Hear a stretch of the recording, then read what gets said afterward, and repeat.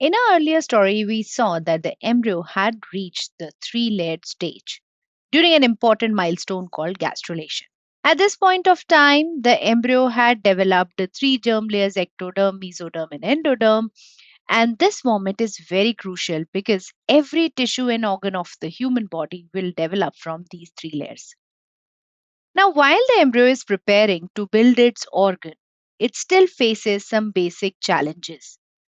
It must be protected from drying out and any kind of physical injury, and it must receive oxygen and nutrients from the mother. To meet these needs, the embryo develops special supporting structures, and these are called the extra-embryonic membranes. And this is the topic for today's video. Notice that these structures lie outside the embryo proper, but remain closely connected to it. So let's go forward to understand about these extra-embryonic membranes more elaborately. So, for that matter, let's go back to the two layered embryo to see how each membrane begins to form. The first extra embryonic membrane to appear is the amnion. And here on the upper side, you can see the epiblast cells shown in blue. These cells start separating to create a small space called the amniotic cavity. These cells further differentiate to form the ectoderm, which forms the floor of the cavity. But our focus is on the cells lining the roof and the sides of this cavity, and these flattened cells are called amnioblasts. These amnioblasts forms the amnion, which is the thin membrane surrounding the amniotic cavity. Eventually, this cavity expands and fills with amniotic fluid, which cushions and protects the embryo. At the same time, it prevents the embryo from drying out. The next extra embryonic membrane that forms is the yolk sac. It forms slightly later than the amnion. So, shift your attention to the lower side of the embryonic disc. Here you can see the hypoblast layer. When these hypoblast cells migrate to line the blastocyst cavity, they form Husser's membrane.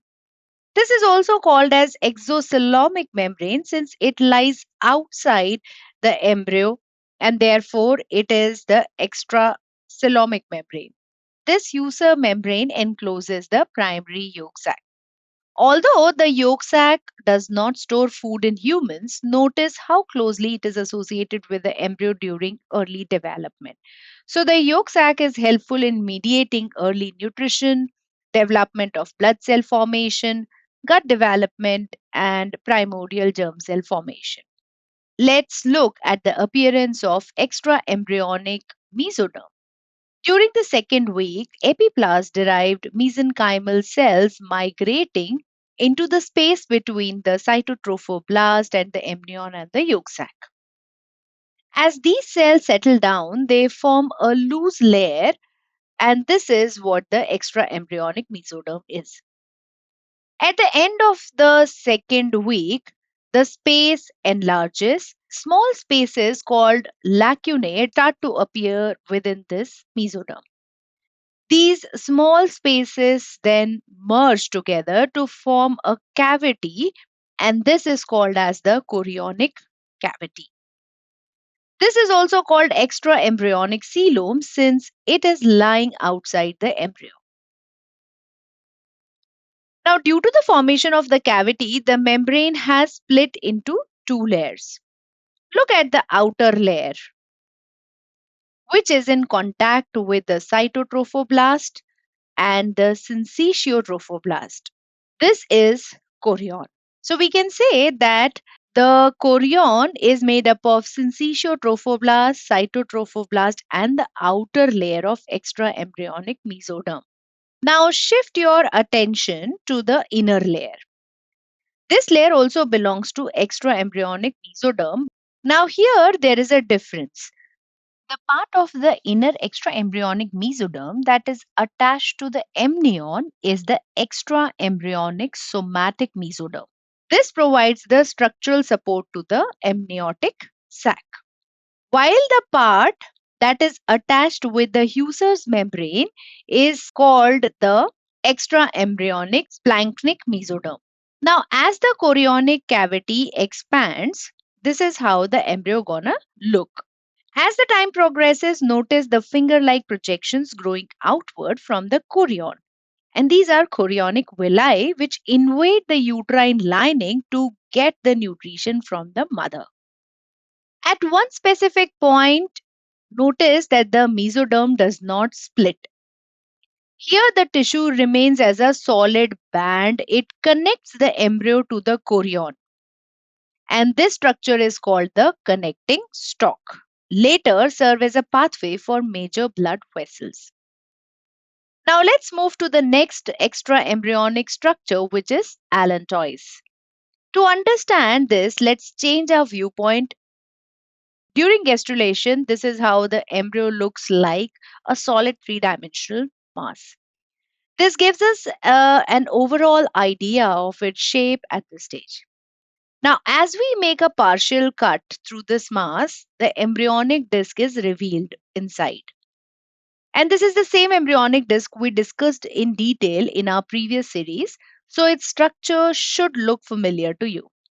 Next, if we look at this in a transverse section, notice how the neural tube cavity appears directly in front of us, seen as a circular structure. Now let's switch to the longitudinal section. Here, the neural tube runs along the length of the embryo, appearing as a long tube from head to tail. At this stage, notice that the definitive endoderm of the embryo is still continuous with the yolk sac endoderm. There is no gut tube yet. Everything is still open. As the development continues, observe that the embryo is begin to fold. Here on the left, you can see the folding from side to side, while on the right side, you can see folding from head to tail. This folding gradually converts the flat disc into a cylindrical body. Now watch how the part of the endoderm becomes enclosed inside the embryo. The enclosed cranial portion forms the foregut, while the enclosed caudal portion forms the hindgut. Together, this enclosed endoderm forms the primitive gut, which you can see is still connected to the yolk sac by a vitelline duct.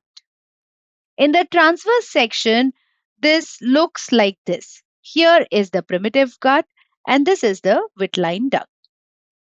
Now let's get back to the longitudinal view again. Now focus on the ventral wall of the hindgut. Here you can see an endodermal outpocketing. This outpocket grows into the connecting stalk. This outpocket is nothing but the allantois.